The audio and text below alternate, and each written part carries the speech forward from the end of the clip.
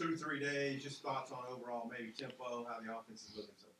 Yeah, it's been good from the tight end perspective. The guys are competing. You always got to get acclimated to the heat their first couple of days, which our guys have done a nice job. We're battling through. Obviously, Trey's put on some weight and looks good and came back in good shape. And, we just got to get used to the heat. Same with Hud and Bax and Tyrus are all doing a really good job, and the young guys. How is Trey handling that added weight? I mean, can you tell a difference? Yes, sir. When you see him, you can tell. Like when he walks through the door, he looks like what a tight end is supposed to look like. And you got to give a lot of credit to Jamil Walker and his staff. He's as good as any strength coach in America. And when you come from pro football to college football, you always hear the stories about how important the strength coach is. And you don't know until you get here and you see how much time they spend with those guys. So the strength staff deserves a ton of credit. It's a huge reason why we win. And those guys have done a great job. And Trey making the right decisions and doing the right stuff. Spring before last, like 18 months ago, he was 205. Yeah. It's like 40 pounds in 18 months. Is that difficult to do? Yeah, I mean, I do it the wrong way. So I only talk about the bad weight I gained, but Trey's put on good weight and looks good and moves well. And, it's a tribute to the kids' work ethic and our strength staff and Julia, our nutritionist. They've done a great job with him, and it is a commitment. And it's not just from hey, you put on weight, but you have to change your mindset. You go from playing wide receiver that you don't have, you have to block, but you're out there on the edge and you're blocking people that are your size compared to now you're coming in, you got to block defensive ends and you got to block on the second level linebackers. But it's a mindset, and that's where the mental toughness comes in. And it's not for everybody. Not everyone can make this transition, but Trey's a mentally tough kid and he's physically tough, and that's what it's allowed him to make that transition. We were talking with Sam the other day about Jaden Hazelwood and how highly recruited he was, and how he kind of feels like he hadn't quite lived up to that and ready to prove himself. Hudson kind of in a similar vein as that, really highly regarded as a recruit and stuff, but has had some injuries and things like that pop up. Is there any sense that you get from him that he kind of feels that too? I think Hudson's the ultimate teammate, and his concern is doing what's right by the team. Obviously, he wants to play like everyone else, but his focus right now is improving himself. And I've told him multiple times, you can only control what you can control, and everything's going to be earned in our room. So you want more playtime, you got to earn it. And we've got a good group in there, and they're all competing. Hudson's doing a nice job. He has the advantage of being intelligent. He comes from a great lineage and DNA in his family and of good football players. And now he's got to come make it and do it on his own and make it, in which he's doing a good job. Hey, I know last year with Trey, he moved early. I think it was after the opener. Yes, sir. And I know you guys were having to do extra work and getting ready for opponents and all that. How's he done just with his total evolution of the position? Not just weight gain, but just now he's had an off season and a summer, and now you're in camp. How's that evolution been for him? It's been good, and it's been a pretty smooth transition because he's so intelligent. You guys have talked to this kid. He's highly intelligent. He's going to be successful after football. He's going to be successful in life because he's a conceptual thinker. He wants to know the why in everything. Everything we do, why you take this step, why it's important to have your second step in the ground. And the advantage he has coming from the wideout room, being a conceptual thinker, is he knows what all five guys are supposed to do. He also knows where the ball's supposed to go based on coverage, which also creates a problem for me in my room when he's like, hey, that's cover 4. That ball should be going to me, and all of a sudden it goes to Hazelwood. So he's just a football intelligent guy. He's got high IQ, and that's what's made the transition on top of the mental and physical toughness easy because he does have football intelligence. And then the overall depth in the room seemed like last fall you guys were moving guys and they get hurt or something would happen. And Sam, when Dax said he couldn't play football anymore, Sam said, hey, we still got plenty of depth. How do you feel about the depth overall? Well, Dominique, no one knew who Dominique Johnson was until he spent 2 weeks with the tight ends, and we moved him back to running back. Everyone forgets that he came over with us. But the room has done a good job just competing and really focusing on themselves and learning the offense and what they have to do inside the offense. It's easier for me in year 2 knowing what this offense asks of this position to be able to teach better and have those guys have a better understanding of what's asked, what skill set they need, where we have to improve, and what our strengths and weaknesses are. Yeah, I'm curious what kind of a response you saw from Hudson the last couple of days since day one didn't finish it. Yeah, the response I would expect from any of our tight ends, and that's to come in and do your job. Like this, football's hard. And everything's earned. And, we had an issue physically with him that he has overcome and done a nice job. I can honestly tell you this, and this isn't coach talk, and this isn't me sitting up here trying to make something. What this kid honestly cares about the team more than himself. And that doesn't happen much in this world at this time, in the age of instant gratification on Twitter and Instagram and Facebook and all that stuff. He legitimately wants to do what's best for the team, be a good teammate, and serve in any role he can find that helps the football team. I guess just what are your impressions been of Tyrus Washington? Kind of what excites you about him? Yeah. Here's where we hit on Tyrus. He's got the right mental makeup. He's a tough, competitive South Georgia kid. He comes in, he works. Football is very important to him. He has a passion for football. He is very eager to get on the field in any way he can, whether it be special teams, tight end. He's picked the right people to associate himself with and follow and listen to. I see him on the side asking Trey and Bax and Hud questions all the time. He's that guy in the meeting room that always has questions. He's the guy that I get texts from saying, hey, can I come over and talk about signals or plays, and he wants to know the why. And it also helps because the standard of intelligence in the room is so high. He knows what he doesn't know, and he knows he needs to catch up to get in the rotation to compete for a spot, and that's what he's done a great job of. I've heard Sam mention that South Georgia deal before. Is there significance to that? I've only recruited for like 6 months, so like when I'm down there, they're tough, physical kids, and they're competitive. And from day one, that's what I've seen with Tyrus. Yes, about Bax. Back in the spring, I heard a couple of people make comparisons to Blake Kern. How are they similar? How are they different?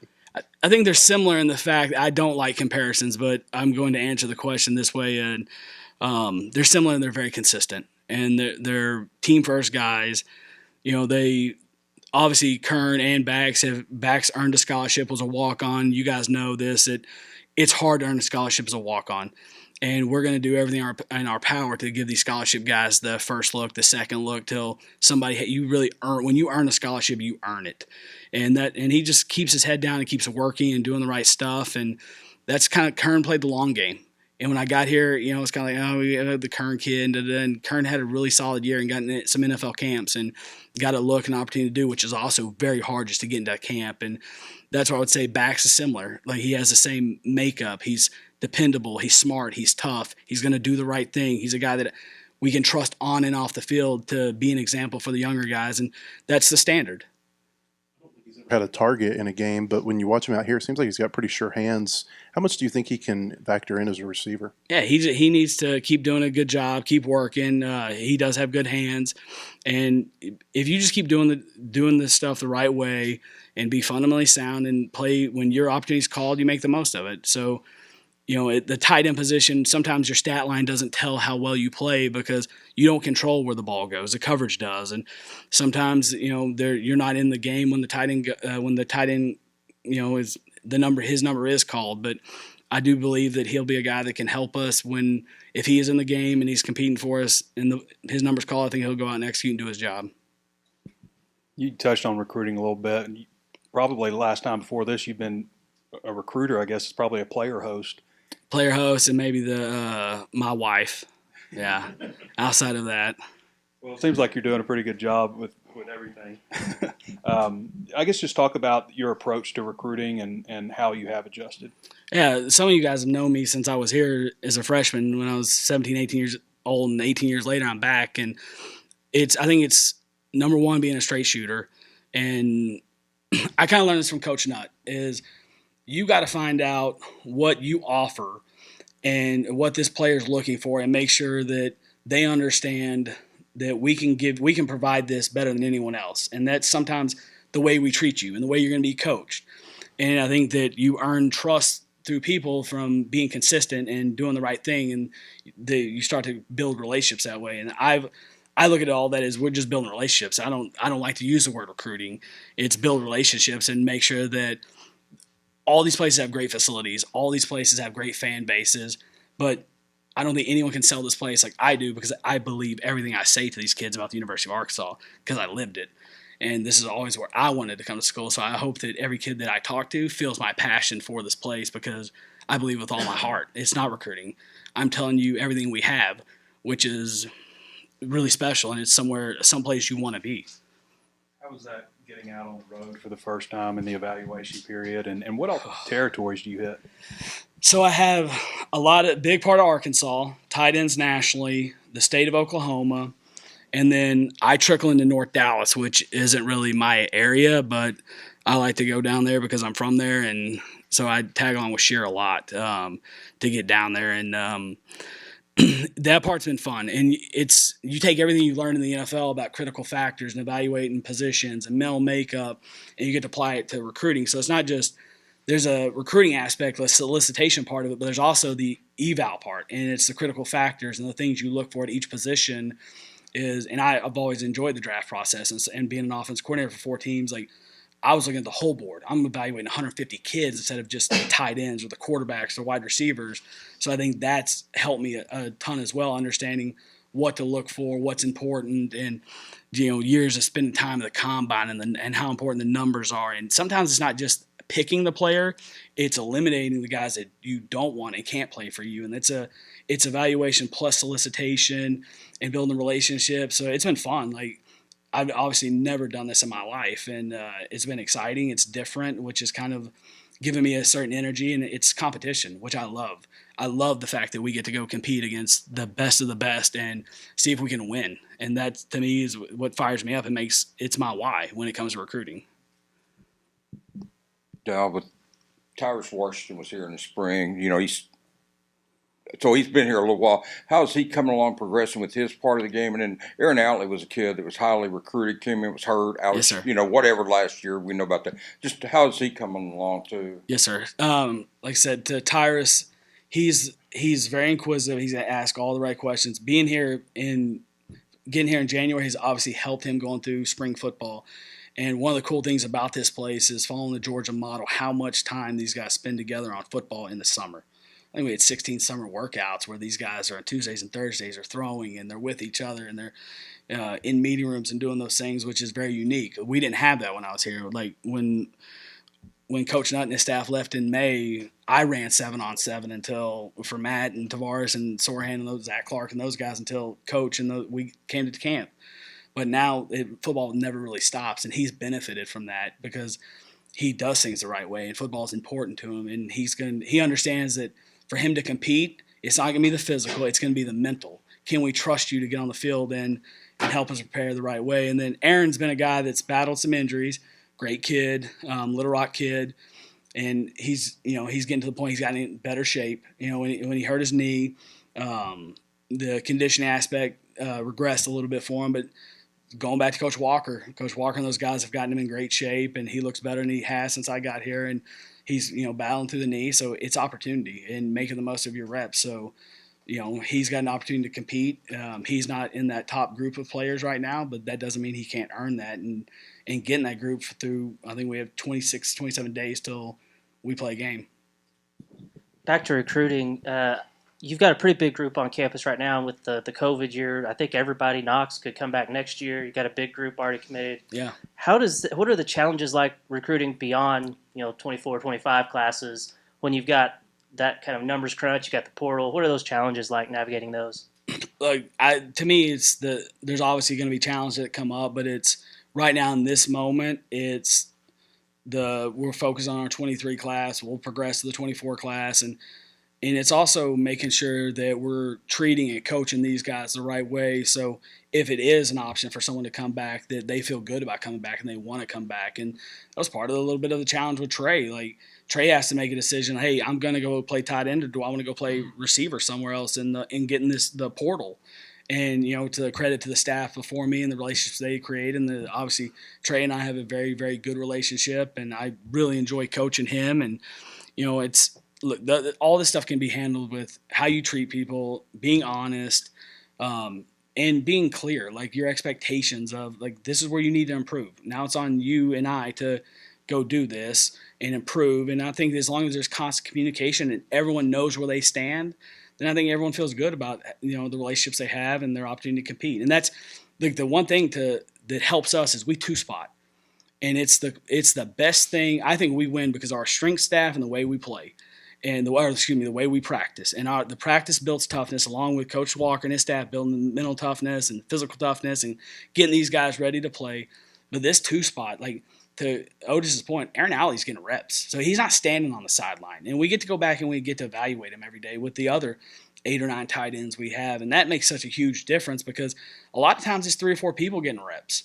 And these kids don't understand how lucky they are to have 2 spots, to actually have tape available. And that's the only way to get better is to go do it. So I think that's another advantage we have here is the way we practice. Now, the SEC West is a little bit of a different beast than when you were a player. I mean, every game last year against your division rivals was super competitive, hot game. Why is different than when I was a player?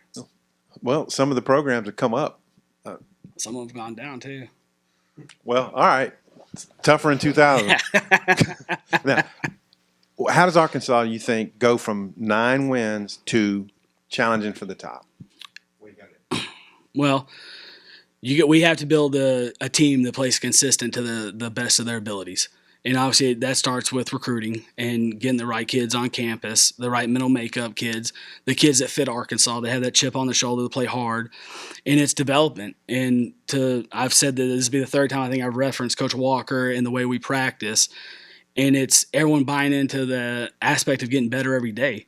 And you're competing against yourself to be the best player you can be.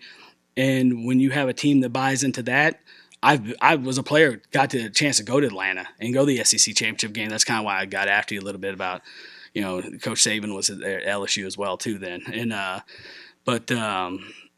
it's all those things. It's a million little things of doing the right thing all the time and building trust amongst the team and building accountability. It's harder than ever to hold the team accountable and to build trust on the team and to get your football right. And the easiest way for me to say this is you get the right people, you create the right environment, you develop your people. That'd be the simplest way to say it.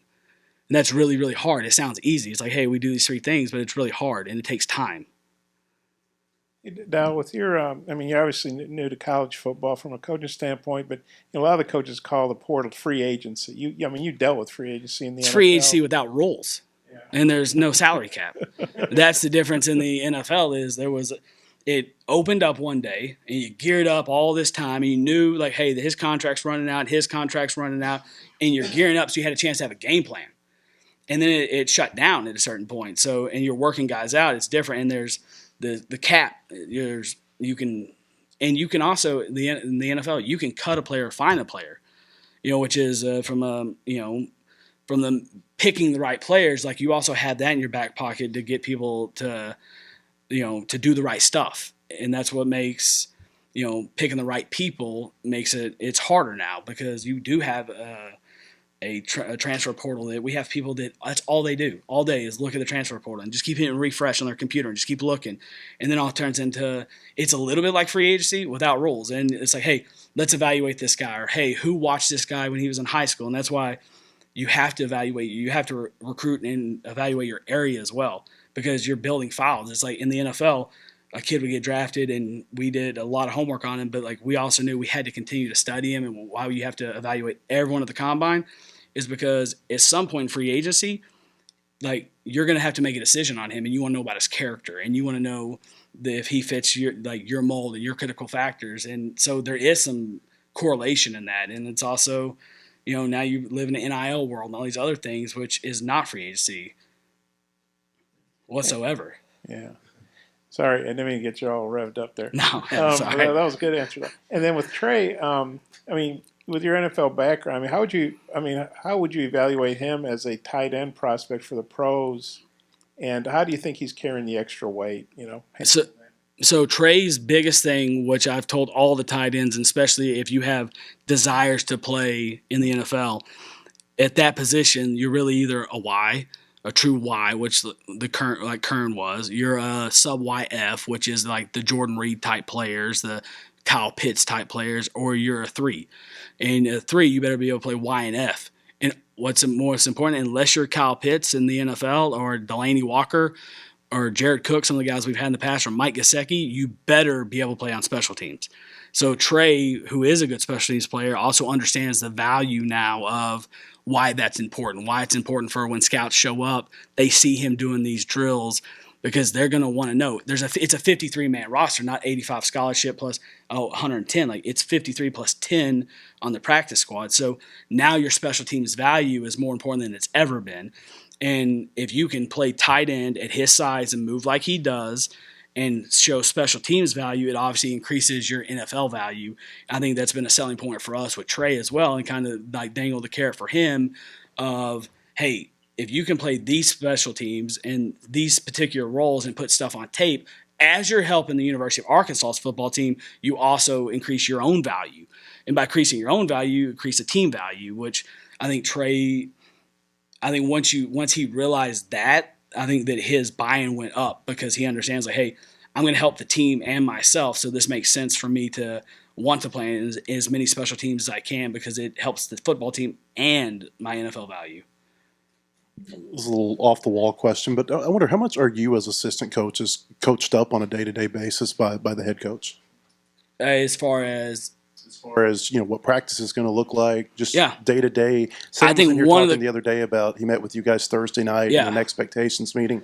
Just if you could give us some insight into that. He does, and I'll give you guys a little background, and I don't know how much of this stuff we're supposed to talk about, not, but I think what Coach Pittman does a very good job of is he has a vision for what he wants his football team to look like, and as a head coach, you're accountable to get that vision. So this is the way he does it with us. Like I'm going to tell you guys this, and the whole state of Arkansas know what he wants to look. He wants it to be hardworking, tough, loyal. So you see his imprints on this thing, and what he does with us, he watches every one of our individuals. And this meeting is brutal in the morning. We met at 7:30 this morning, and he's watched every one of our individuals, every position coach on the staff. Defense meets at 7. We meet at 7:30. And we're asking everyone on the staff, hey, what was his mood like? How's he go? Are we good? And we're asking questions. But the coach is going to make sure we're going to be a fundamentally sound football team. And that's the way he does it. I've never been – Coach, when I was in Dallas, Coach Parcells watched the team tape as a whole staff, which I'm sure Coach Pittman did at Georgia with Coach Smart. But Coach Pittman allows us to watch it as offensive and defensive staff. But he still keeps he's going to keep us fundamentally sound because he's going to make sure that our drills show up on tape and that we're teaching the right stuff and that he has a good feel for both sides of the ball. And I give him a lot of credit in that point of I haven't seen that since I left Dallas. That was 16 years ago. And I think Coach Pittman, that's really where he puts his fingerprints on this team. And I think that's why we're a fundamentally sound team because there's a standard and he holds us accountable to that standard. Partners at BetOnline continue to be the #1 source for all your betting needs and sports info. Find all the latest odds, news, and sports developments, including this year's Wimbledon Finals, Major League Baseball, the latest fighting news, and even next season's early NFL futures. Head to the website or use your mobile device to sign up today to receive your 50% welcome bonus on your first deposit. Just use our promo code BLEAV. That's BLEAV to get the bonus and get into the action. Bet online, where the game starts.